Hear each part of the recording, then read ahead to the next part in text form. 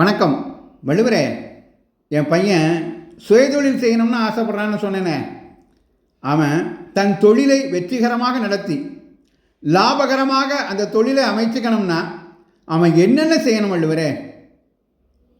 மிகவும் எளிது அப்பனே, எளிது. அவன் தொடங்க போகிற தொழில் குறித்து நன்கு தெரிந்தவர்களை, அதில் அறிவும் அனுபவமும் உள்ளவர்களை தேர்ந்தெடுத்து அவர்களின் ஆலோசனைகளை பெற்று அதன்படி அவன் செயல்படுவான் என்றால் அந்த தொழிலில் என்ன பிரச்சனை, என்ன சிக்கல் வந்தாலும் அவனால் சமாளிக்க முடியும்.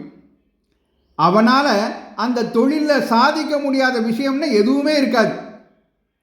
அதே மாதிரி தான் ஒரு ஆட்சியாளரும் தான் செய்ய போகிற செயலில் அறிவும் அனுபவமும் உள்ளவர்களை தேர்ந்தெடுத்து பயன்படுத்தி கொண்டால் அவரும் எடுத்த காரியம் யாவினும் வெற்றி பெறுவார். இப்போ நம்ம பாரத பிரதமர் திரு நரேந்திர மோடி அவர்கள் இருக்கிறார்களே, அவர் வெளியுறவில் அறிவும் அனுபவமும் உள்ள திரு ஜெய்சங்கரை வெளியுறவுத்துறை அமைச்சராக்கின மாதிரி, துரந்தர் ஒற்றனாக செயல்பட்ட அனுபவமுள்ள திரு அஜித் தோவலை தேசிய பாதுகாப்பு ஆலோசகராக்கின மாதிரி, இதைத்தான் தெரிந்த இனத்தொடு தேர்ந்தெண்ணி செய்வார்க்கு அரும்பொருள் யாதொன்றும் இல் அப்படின்னு தெரிந்து செயல்வகை அதிகாரத்தில் 462வது குறளாக எழுதி வச்சேன். அருமை வள்ளுவரே, அருமை.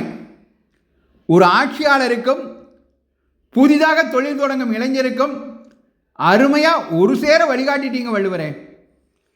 தெரிந்த இனத்தோடு தேர்ந்தெண்ணி செய்வார்க்கு அரும்பொருள் யாதொன்றும் இல்.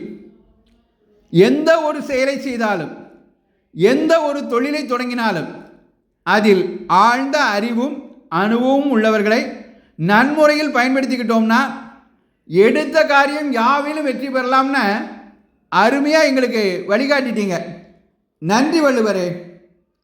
இந்த பதிவு உங்களுக்கு பிடித்திருந்தால் மற்றவர்களுக்கும் பகிருங்கள். தொடர்ந்து திருக்குறள் தெளிவோம் பகுதியை கேட்க பாரதமணி திருநாடு சேனலை பின்தொடருங்கள். நன்றி, வணக்கம், ஜெய்ஹிந்த்.